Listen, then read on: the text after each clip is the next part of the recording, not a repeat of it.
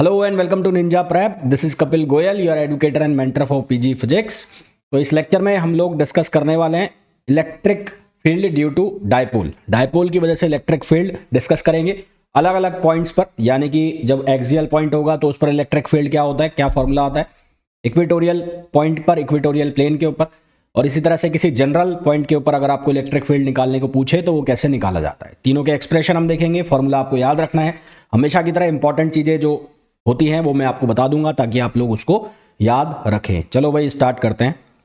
तो सबसे पहली चीज़ ये तो आपको क्लियर है कि डायपोल होता क्या है ना, वो हम डिस्कस कर चुके हैं ऑलरेडी। तो अब हम बात कर लेते हैं कि जो इलेक्ट्रिक फील्ड आएगा डायपोल की वजह से वो क्या आएगा। तो सबसे पहले हम एक्सियल पॉइंट के ऊपर निकाल लेते हैं। तो पहला हमारा जो केस रहेगा वो रहेगा electric field due to dipole, electric field due to dipole at axial point, है ना। एक्सियल पॉइंट का मतलब हो गया जो लाइन दोनों चार्ज से पास हो रही होगी उसके किसी एक पॉइंट पर। अभी मैं बता देता हूं आपको, जैसे कि मान लो भाई ये हमारे पास एक चार्ज हो गया, एक चार्ज ये हो गया और एक चार्ज ये हो गया, ठीक है। इस वाले चार्ज को मैं लिख देता हूं माइनस क्यू और इस वाले चार्ज को मैं लिख देता हूं प्लस क्यू। ये दो चार्ज हो गए हमारे पास। एक्सियल लाइन का मतलब क्या होगा, वो लाइन जो दोनों के कहाँ से पास हो रही है, जो दोनों के सेंटर से पास हो रही है। तो अगर मैं एक एक्सियल लाइन बनाता हूँ तो एक्सियल लाइन कुछ इस तरह की दिखेगी, ठीक है। तो ये एक लाइन जो जा रही है ये कौन सी लाइन है, एक्सियल लाइन है ना। तो इसको मैं थोड़ा सा पतला करके बना देता हूँ। तो ये जो लाइन है ये कौन सी लाइन बनेगी, एक्सियल लाइन बनेगी। तो एक्सियल लाइन कुछ इस ऐसी होगी, ऐसी। तो ये जो लाइन आपको दिख रही है एक्सियल लाइन है, दिख रही है ना, विजिबल है। थोड़ा सा और डार्क कर देते हैं इसको। तो ये जो लाइन है ये एक्सियल लाइन है। थोड़ा दोबारा बना देता हूँ इसको। ये वाली लाइन ये एक्सियल लाइन है, ठीक है, दोनों के सेंटर से पास हो रही है। मान लेते हैं इस लाइन के ऊपर कोई पॉइंट है, मान लो ये पॉइंट है P। यहाँ पर दोनों जो चार्ज है उन दोनों के बीच की डिस्टेंस है 2L और इन दोनों चार्ज के बीच का सेंटर पॉइंट है, उसको नाम दे दिया मैंने O। इस वाले चार्ज वाले पॉइंट का नाम दे रहा हूँ मैं B और इस वाले को नाम दे रहा हूँ मैं A, ठीक है। तो ये दोनों के बीच का सेंटर पॉइंट हो गया। तो यहाँ से और यहाँ तक की डिस्टेंस हो गई L और यहाँ से और यहाँ तक की डिस्टेंस भी कितनी हो गई L। फिर एक और चीज़ कंसिडर कर लेते हैं, एक और चीज़ मान लेते हैं। वो क्या मान लेते हैं कि जो ये O पॉइंट से लेके P पॉइंट तक की जो डिस्टेंस है उसको हम लिख लेते हैं R, स्मॉल r लिख लो। O से P तक की जो डिस्टेंस है उसको हम लिख लेते हैं R। इसको मैं दूसरे कलर से लिख देता हूँ, है ना, थोड़ा सा पतला करके। तो ये L हो गया और ये भी क्या हो गया, L हो गया, ठीक है। तो अब P पॉइंट के ऊपर इलेक्ट्रिक फील्ड की वैल्यू लिखनी है। तो एक बार तो इलेक्ट्रिक फील्ड आएगा किसकी वजह से, प्लस क्यू चार्ज की वजह से, और एक बार इलेक्ट्रिक फील्ड आएगा किसकी वजह से, माइनस क्यू चार्ज की वजह से। सबसे पहले आपको डिस्टेंस का पता करना है। तो डिस्टेंस कौन कौन सी यहाँ पर रहेगी, तो देखो एक तो डिस्टेंस आपको ये वाली डिस्टेंस चाहिएगी, ये वाली डिस्टेंस। तो ये वाली डिस्टेंस कितनी बचेगी, यहाँ से यहाँ तक पूरी डिस्टेंस है R, इसमें से माइनस कर दो L। तो ये डिस्टेंस कितनी बचेगी, R माइनस L। और इस वाले पॉइंट के लिए माइनस क्यू चार्ज के लिए आपको ये पूरी डिस्टेंस चाहिएगी। तो यहाँ से यहाँ तक की डिस्टेंस कितनी हो जाएगी, R प्लस L, है ना। तो बहुत ही बेसिक सा ज्योमेट्री है, आपको आसानी के साथ समझ में आ गया होगा, इसमें कोई ऐसे माथापच्ची वाली बात रही नहीं होगी। अब P पॉइंट के ऊपर इलेक्ट्रिक फील्ड सबसे पहले प्लस क्यू चार्ज की वजह से निकाल लो, उसको हम बोल लेंगे E1 या EQ लिख दो प्लस क्यू, और एक बार हम निकाल लेंगे माइनस क्यू चार्ज की वजह से। तो अब मैं लिख रहा हूँ इलेक्ट्रिक फील्ड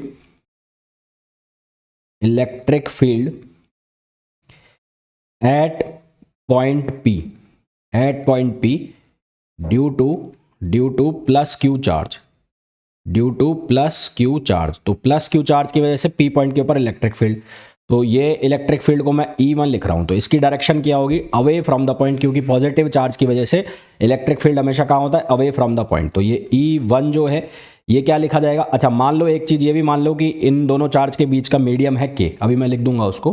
तो ये हो जाएगा 1/4 पाई एप्सिलॉन नॉट K, और यहाँ पर क्या लिखा जाएगा, KQ। तो यहाँ पर ये चार्ज की वैल्यू कितनी हो गई, Q अपॉन R स्क्वायर। तो ये डिस्टेंस कितनी हो गई, ये डिस्टेंस हो गई R माइनस L का स्क्वायर।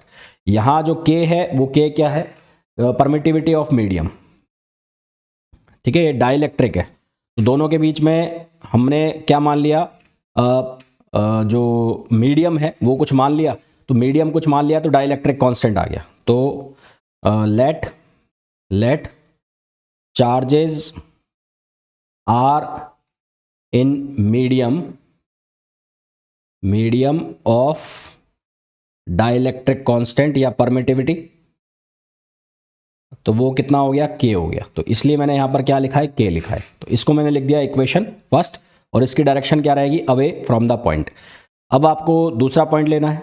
दूसरा यानी कि जो आपको इलेक्ट्रिक फील्ड लिखना है वो माइनस क्यू चार्ज की वजह से लिखना है। तो माइनस क्यू की वजह से इलेक्ट्रिक फील्ड उसकी तरफ आएगा क्योंकि नेगेटिव चार्ज अपनी तरफ खींचेगा। तो इलेक्ट्रिक फील्ड, तो अब लिखोगे आप इलेक्ट्रिक फील्ड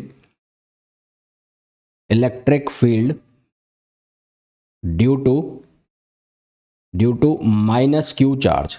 तो माइनस क्यू चार्ज की वजह से आप इलेक्ट्रिक फील्ड जो लिखोगे वो लिख दिया आपने E2, और उसकी वैल्यू क्या हो जाएगी, Q अपॉन ये हो जाएगा 4 पाई एप्सिलॉन नॉट के, और ये हो जाएगा R प्लस L का होल स्क्वायर, और इसकी डायरेक्शन अपोजिट रहेगी। इसको लिख दिया मैंने 2। अब यहाँ से सीधी सी एक चीज़ क्लियरली पता लग रही है कि E1 की वैल्यू ज़्यादा होगी E2 से। क्यों? क्योंकि इसमें यहाँ डिनोमिनेटर में यानी कि नीचे लिखा हुआ है R माइनस एल, और E2 में नीचे लिखा हुआ है R प्लस एल। तो ऑब्वियस सी बात है R माइनस एल कम होगा, तो नीचे वाली वैल्यू कम तो E की वैल्यू ज़्यादा। तो यहाँ से क्लियर है, तो it is clear that E1 greater than क्या होगा, E2। E1 की वैल्यू ग्रेटर देन होगी E2 से। तो आपको निकालना है E नेट। तो E नेट की वैल्यू किसके बराबर होगी, ये होगी E1 माइनस E2।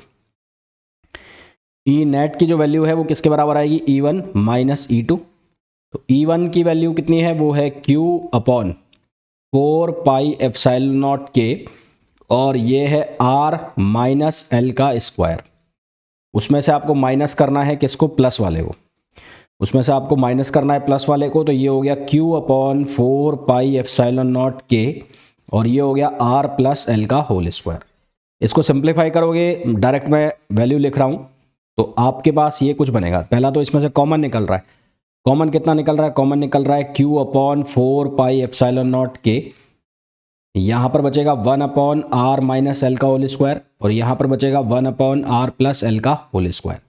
इसको जब आप सिंप्लीफाई करोगे तो E नेट की वैल्यू कितनी आएगी, Q upon 4 pi epsilon not के, और ये कितना बन जाएगा 4 LR अपॉन 4 LR अपॉन ये हो जाएगा R square minus L square square, ये वैल्यू हो जाएगी।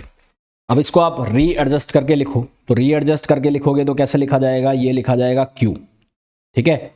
ये 2 बाहर लिखा, ये 2 मैंने बाहर लिख लिया, तो 2, और यहाँ ब्रैकेट में लिखा 2QL, और R को भी मैंने बाहर लिख लिया, अपॉन ये हो गया 4 पाई एप्सिलॉन नॉट के, और ये बन गया R square minus L square square.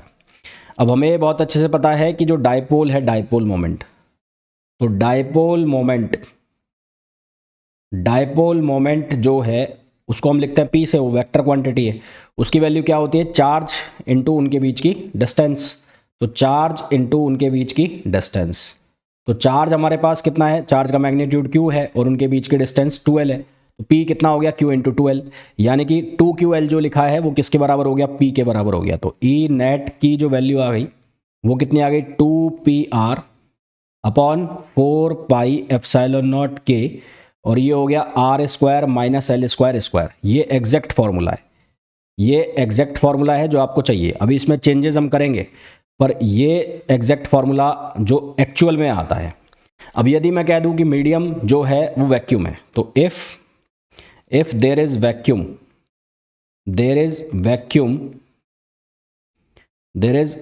Between both charge, there is vacuum between the charges.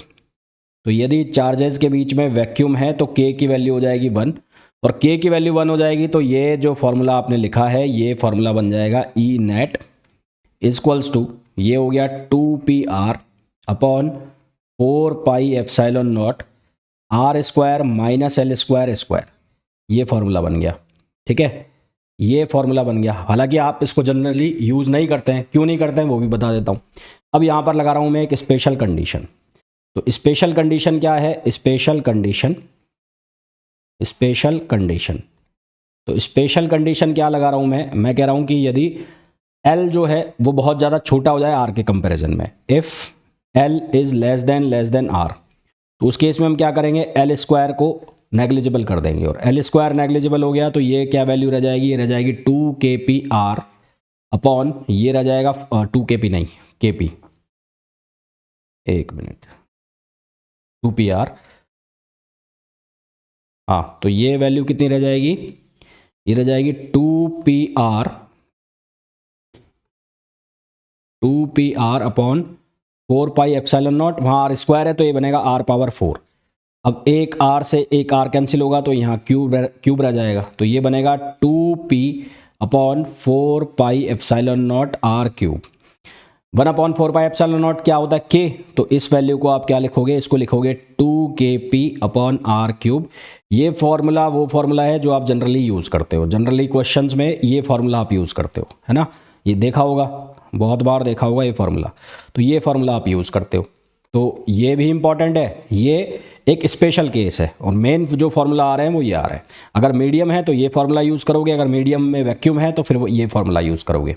Formula बना कैसे है, वो इस तरह से बना है। अब यहाँ पर एक इंपॉर्टेंट चीज़, जो डायरेक्शन आ रही है नेट इलेक्ट्रिक फील्ड की, वो डायरेक्शन होगी किसकी डायरेक्शन में, डायपोल की डायरेक्शन में। डायपोल की डायरेक्शन क्या होती है, डायपोल की डायरेक्शन होती है हमेशा -q से +q की तरफ। डायपोल की जो डायरेक्शन होती है वो हमेशा -q से +q की तरफ होती है। तो यहां पर जो नेट इलेक्ट्रिक फील्ड आ रहा है उसकी डायरेक्शन डायपोल की डायरेक्शन में होगी। तो in this case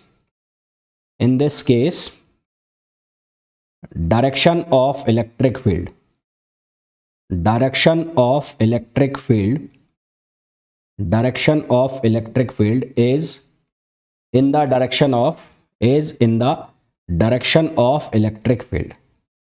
is in the direction of electric field, इस केस में in the direction of dipole. तो यहाँ पर जो डायरेक्शन है इलेक्ट्रिक फील्ड की वो डायपोल की डायरेक्शन में ही रहेगी। यहाँ तक मेरी बात क्लियर हो गई होगी सबको। तो मेन इंपॉर्टेंट चीज़ें हैं, फॉर्मूला आपको याद रहना चाहिए, स्पेशल कंडीशन क्या बनी है, मीडियम है तो किस तरह से फॉर्मूला लगेगा। अब मैं आपको बताता हूँ नेक्स्ट, इक्वेटोरियल पॉइंट के ऊपर electric field due to dipole. तो इलेक्ट्रिक फील्ड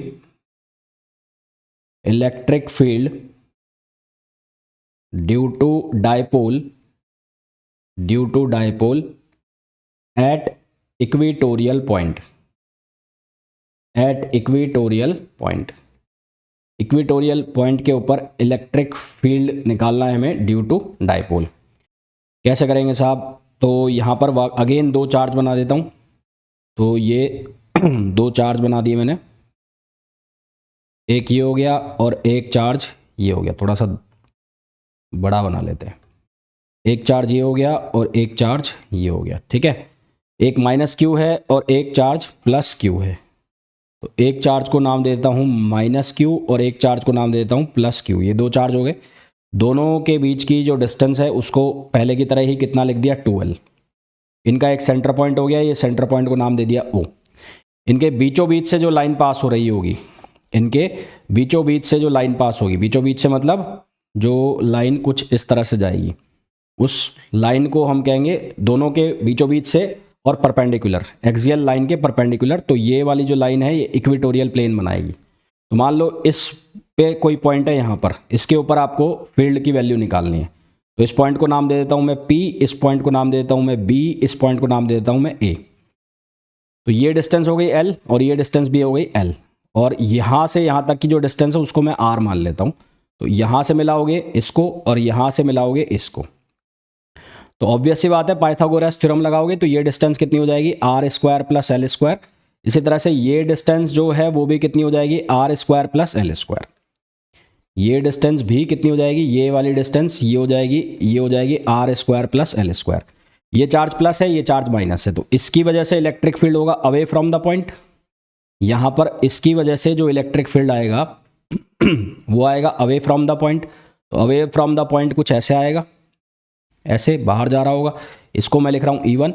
और इसकी वजह से जो इलेक्ट्रिक फील्ड आएगा वो इसकी तरफ आएगा क्योंकि ये नेगेटिव चार्ज है, तो इसको मैं लिख रहा हूँ E2। इन दोनों का रिजल्टेंट इलेक्ट्रिक फील्ड हमें निकालना है। तो वो रिजल्टेंट इलेक्ट्रिक फील्ड कैसे निकालेंगे, वो ऐसे जाएगा। तो यहाँ से ये कंपोनेंट बन रहा होगा थीटा और यहाँ से भी ये कंपोनेंट बन रहा होगा थीटा। तो इसका कंपोनेंट कितना आएगा, ये आएगा E1 cos थीटा, और यहाँ से इसका कंपोनेंट कितना आएगा, E2 cos theta. E2 cos theta. ये कंपोनेंट जो है वो जाएगा कितना, E1 साइन थीटा। इसी तरह से ये जो कंपोनेंट है ये कितना जाएगा, E1 E2 कॉस थीटा। मेरी बात यहाँ तक समझ में आ गई होगी, डायग्राम पूरा अच्छे से समझ में आ गया होगा। ठीक है, अब वैल्यू निकाल लेते हैं E1 की। तो electric field due two plus Q charge, तो प्लस क्यू चार्ज की वजह से इलेक्ट्रिक फील्ड को लिखा मैंने E1, उसकी वैल्यू कितनी होगी 1/4πε0। आप चाहो तो मीडियम मान सकते हो, और मीडियम मानोगे तो यहाँ पर k से मल्टीप्लाई कर देना, अदरवाइज ये अंडरस्टूड है कि k की वैल्यू 1 ली हुई है, वैक्यूम लिया हुआ है।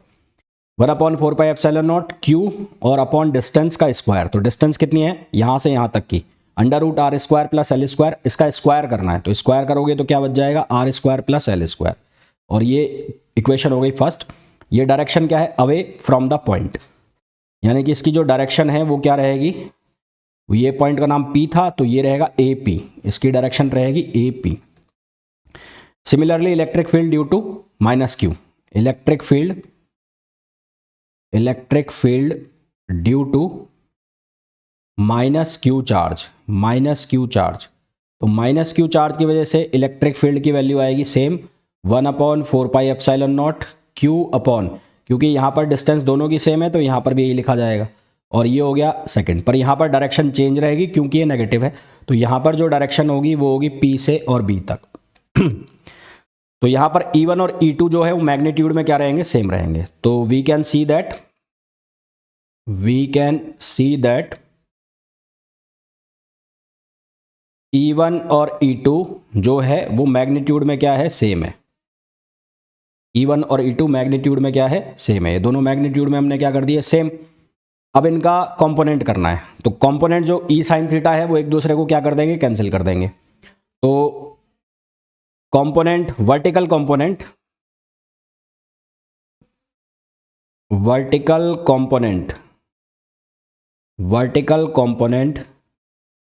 Of electric field will cancel each other, ये एक दूसरे को क्या कर देंगे, कैंसिल कर देंगे। तो वर्टिकल कंपोनेंट ने तो एक दूसरे को क्या कर दिया, कैंसिल कर दिया। अब आपको हॉरिजॉन्टल कंपोनेंट चाहिए, तो नेट इलेक्ट्रिक फील्ड जो होगा वो किस डायरेक्शन में होगा, वो हॉरिजॉन्टल डायरेक्शन में होगा। तो वो होगा हॉरिजॉन्टल में, तो उसकी वैल्यू क्या आ जाएगी, वो आ जाएगा E1 cos थीटा और प्लस क्या आ जाएगा, E2 cos theta. E1 cos theta और E2 cos थीटा। अच्छा, E1 की वैल्यू कितनी है, E1 की वैल्यू अभी आपने लिखी Q/4πε0 r² प्लस l², और ये आ जाएगा cos थीटा, प्लस यहाँ पर भी सेम वैल्यू है Q/4πε0 r² प्लस l², और यहाँ पर भी क्या आ गया, cos थीटा। दोनों सेम है तो दोनों ऐड हो जाएंगे, तो ये लिखा जाएगा 2Q/4πε0 ये r² प्लस l², और यहाँ पर क्या लिखा जाएगा, cos थीटा। अब ये डायग्राम वापस से देखो, ये एंगल थीटा, तो यहाँ पर भी एंगल कितना बनेगा, थीटा बनेगा। ठीक है, तो एक ट्रायंगल निकल रहा है, ये ट्रायंगल निकल गया।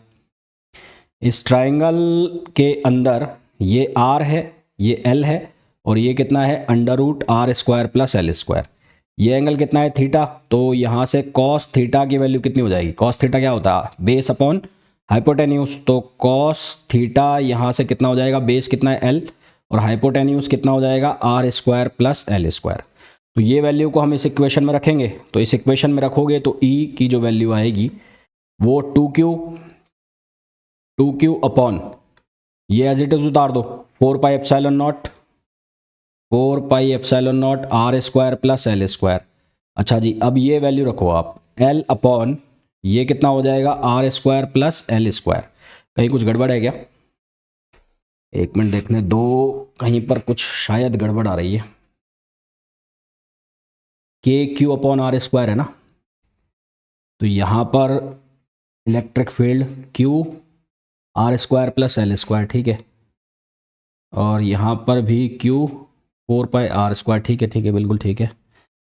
E1 cos थीटा की वैल्यू हमने सही लिखी है, L नहीं आएगा, 2 2QL, हाँ ठीक है, सही है, सही है, सही। तो ये वैल्यू आ गई हमारे पास। अब यहाँ से इसको सिंप्लीफाई करेंगे तो ये क्या बन रहा है हमारे पास, ये बन रहा है 2QL ऊपर तो, और ये क्या बन जाएगा 4πε0, और ये हो जाएगा R² प्लस L² और इस पूरे की पावर 3/2। वही डायपोल मोमेंट, ये डायपोल मोमेंट बन गया। तो सिंस P यानी कि डायपोल मोमेंट वो कितना हो गया 2QL, तो आप क्या करोगे, आप ये E की जो वैल्यू है वो किसके इक्वल लिख दोगे, वो लिख दोगे P अपॉन 4πε0 और R² प्लस L² पावर 3/2। ये तो है एग्जैक्ट फॉर्मूला। इस फॉर्मूला को आप ऐसे भी लिख सकते हो 1/4πε0 किसके बराबर, K के बराबर। तो इस फॉर्मूला को आप ऐसे भी लिख सकते हो E = KP upon R² plus L² power 3/2। इसको ऐसे भी लिख सकते हो, ठीक है। ये दोनों ही मेन फॉर्मूला है इक्वेटोरियल के लिए। अब इसमें स्पेशल केस बनाते हैं, जैसे हमने एक्सियल के लिए बनाया था। तो स्पेशल केस, तो यहाँ पर हम बनाते हैं स्पेशल केस। तो स्पेशल केस में क्या होगा कि वही L की वैल्यू को हम छोटा कर देंगे, तो L लेस देन R। तो L की वैल्यू को छोटा कर दिया तो L² को क्या कर देंगे, 0 की तरफ अप्रोच कर देंगे। तो 0 की तरफ अप्रोच किया तो यहाँ से क्या बन जाएगा, ये बन जाएगा E = KP upon R³, KP upon R³, ठीक है। ये फॉर्मूला आप यूज़ करते हो। अच्छा, अब यहाँ पर एक मेन इंपॉर्टेंट चीज़ जो आपको देखने को मिली होगी वो ये है कि ये हमारे पास माइनस चार्ज था, ये प्लस चार्ज था, तो ये माइनस है और ये प्लस है। तो जो डायपोल की डायरेक्शन होती है वो कहाँ से कहाँ होती है, माइनस से प्लस की तरफ। तो डायपोल की डायरेक्शन ये होगी। और यहाँ जो इलेक्ट्रिक फील्ड निकला इक्वेटोरियल पॉइंट के ऊपर, ये इलेक्ट्रिक फील्ड की डायरेक्शन इसके ऑपोजिट गई। नेट इलेक्ट्रिक फील्ड कहाँ गया, इसके ऑपोजिट। तो इस केस में क्या हो रहा है, जो इलेक्ट्रिक फील्ड है नेट, उसकी डायरेक्शन डायपोल की डायरेक्शन के ऑपोजिट है। तो electric field at equatorial point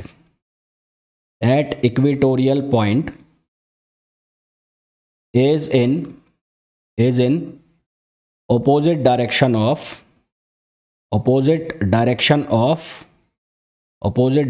of dipole। इस केस में जो इलेक्ट्रिक फील्ड है उसकी जो डायरेक्शन है डायपोल मोमेंट के ऑपोजिट डायरेक्शन में होती है, ठीक है। डायपोल की किस में होती है, ऑपोजिट डायरेक्शन में यहाँ पर इलेक्ट्रिक फील्ड की डायरेक्शन होती है। अब कई बार आपसे एंगल की वैल्यू पूछी जा सकती है, तो एंगल की वैल्यू भी निकाल लेते हैं। तो एंगल की वैल्यू जनरल पॉइंट के केस में बता देता हूँ, जनरल पॉइंट के केस में एंगल की वैल्यू कैसे निकलेगी। तो ये तो हो गया हमारे पास दो केस, एक हमने देखा एक्सियल पॉइंट के ऊपर और एक हमने देखा किसमें, इक्वेटोरियल पॉइंट। अब हम बात करेंगे किसमें, जनरल पॉइंट। तो electric field due to dipole at any general point. तो किसी भी जनरल पॉइंट के ऊपर इलेक्ट्रिक फील्ड निकालना है डायपोल की वजह से, तो वो हम देखते हैं। देखो भाई, तो पहले तो मैंने चार्ज बना लिए जैसे पहले बनाए थे। तो चार्ज बना लेता हूँ, दो चार्ज ले लिए मैंने, एक ये हो गया और एक ये हो गया। ये चार्ज ले लिया मैंने -Q और ये ले लिया मैंने +Q। इन दोनों के बीच की जो डिस्टेंस है वो डिस्टेंस को ले लिया मैंने 2L। ये सेंटर पॉइंट हो गया, तो यहाँ से यहाँ तक की डिस्टेंस हो गई L और यहाँ से यहाँ तक की डिस्टेंस भी हो गई L। ये पॉइंट O, ये पॉइंट B और ये पॉइंट A, ठीक। तो जो डायपोल है उसकी डायरेक्शन किधर होगी, माइनस से प्लस की तरफ, तो ये डायपोल की डायरेक्शन हो गई। अब यहाँ पर कोई रैंडमली पॉइंट दिया हुआ है यहाँ पर ऐसे, तो ये रैंडम पॉइंट जो है यहाँ से डायरेक्शन बना रहा है कितनी, ये मान लो यहाँ से डायरेक्शन बना रहा है थीटा। ये किस एंगल पर है, थीटा एंगल पर है। और इस रैंडम पॉइंट को मैंने नाम दे दिया है P, इसको मैंने नाम दे दिया P। तो इस P पॉइंट के ऊपर हमें इलेक्ट्रिक फील्ड निकालना है। तो इसके लिए क्या करें, सबसे पहले तो आपको डायपोल की डायरेक्शन जो है डायपोल मोमेंट की वो पता लग गया। तो डायपोल मोमेंट की डायरेक्शन ऐसे जा रही है, तो डायपोल मोमेंट की डायरेक्शन भी कितना एंगल बना रही है, थीटा एंगल बना रही है। तो ये भी कितना एंगल बना रही है, थीटा एंगल बना रही है, यानी कि ऐसे ये P। और यहाँ पर इस पॉइंट को नाम चेंज कर देता हूँ, इस पॉइंट का नाम मैं कर देता हूँ K, नहीं M कर दूँ, M। तो यहाँ से ये थीटा एंगल हो गया। तो अब जिसके साथ एंगल बनेगा उसके कंपोनेंट, तो इसके दो कंपोनेंट हो जाएंगे। तो इसका ये वाला कंपोनेंट जो बनेगा, जो अलोंग द पॉइंट होगा लाइन के साथ, वो हो जाएगा पी कॉस थीटा, और एक आ जाएगा इसके परपेंडिकुलर, तो परपेंडिकुलर कंपोनेंट कौन सा हो गया, ये हो गया, ये कितना हो गया, पी साइन थीटा। तो ये पॉइंट हो गया एम। एम के ऊपर हमें क्या निकालना है, इलेक्ट्रिक फील्ड निकालना है। तो M point p cos theta के लिए क्या हो गया, एक्सियल पॉइंट हो गया, और पी साइन थीटा के लिए एम पॉइंट क्या हो गया, इक्वेटोरियल पॉइंट, है ना। तो पॉइंट एम ये क्या हो गया, axial point for P cos theta. तो पी कॉस थीटा के लिए एक्सियल पॉइंट हो गया, और पॉइंट एम ये क्या हो गया, equatorial point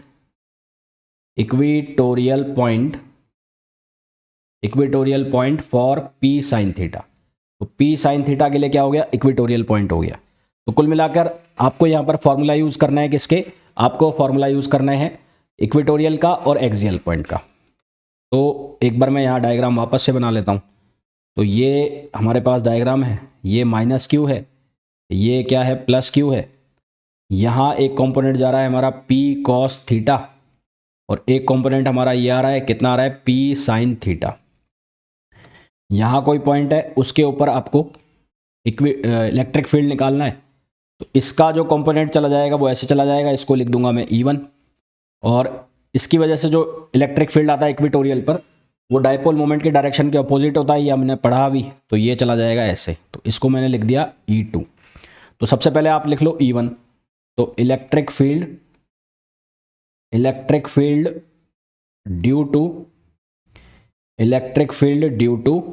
p cos theta, तो पी कॉस थीटा की वजह से जो इलेक्ट्रिक फील्ड आएगा E1, वो कितना आया था, वो आया था 2kp upon 4 2kp upon r cube. तो P की जगह कितना हो गया, पी कॉस थीटा हो गया। तो ये बन जाएगा 2p cos theta upon 4 epsilon nought r cube, और इसको आप ऐसे भी लिख सकते हो 2kp, k बराबर 1 अपॉन 4 एप्सिलॉन नॉट ये होता है। तो 2kp कॉस थीटा अपॉन ये आर क्यूब, इसको लिख दिया इक्वेशन फर्स्ट। और electric field due to p sine theta, तो पी साइन थीटा की वजह से इलेक्ट्रिक फील्ड जो होगा उसको लिखोगे आप E2, तो वो हो जाएगा के पी साइन थीटा अपॉन कितना हो जाएगा, आर क्यूब, और ये हो गई इक्वेशन सेकंड। तो इन दोनों का जो रिजल्टेंट जाएगा वो रिजल्टेंट ऐसे जा रहा होगा, तो ये एक दूसरे के परपेंडिकुलर हैं, तो यहाँ इनका रिजल्टेंट आ गया। तो ये रिजल्टेंट हो गया ER, और यहाँ से एंगल बन गया कितना, ये एंगल बन गया थीटा। दोनों का रिजल्टेंट निकालो, तो ER बराबर क्या हो जाएगा, E1 वेक्टर में ये है ना, और प्लस E2, इनका रिजल्टेंट लिखना है। तो रिजल्टेंट किसके बराबर हो जाएगा, under root E1 square plus E2 square. दोनों में से कॉमन क्या आ जाएगा, KP common upon r cube common, तो स्क्वायर में से बाहर निकाल दो, तो ये आ जाएगा KP upon r cube common.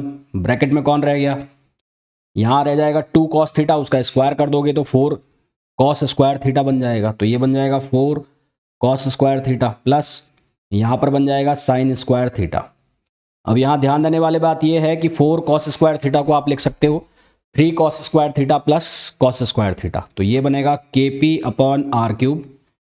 इसको आप लिख सकते हो 3 cos square theta plus cos square theta, और प्लस इसको आप लिख सकते हो साइन स्क्वायर थीटा। ये वैल्यू क्या बन जाएगी, 1। तो हमारे पास रिजल्टेंट इलेक्ट्रिक फील्ड जो आ गया एनी जनरल पॉइंट की वजह से, वो कितना आ जाएगा, KP अपॉन आर क्यूब, और ये कितना हो गया 3 कॉस स्क्वायर थीटा और प्लस 1। तो ये हमारे पास फॉर्मूला है। इस फॉर्मूला में चेंज कर करके जहाँ भी डायरेक्शन में, जिस डायरेक्शन में हमें वैल्यू दी जाएगी, जिस डायरेक्शन में हमें इलेक्ट्रिक फील्ड निकालने को पूछा जाएगा, हम वहाँ पर इलेक्ट्रिक फील्ड निकाल सकते हैं।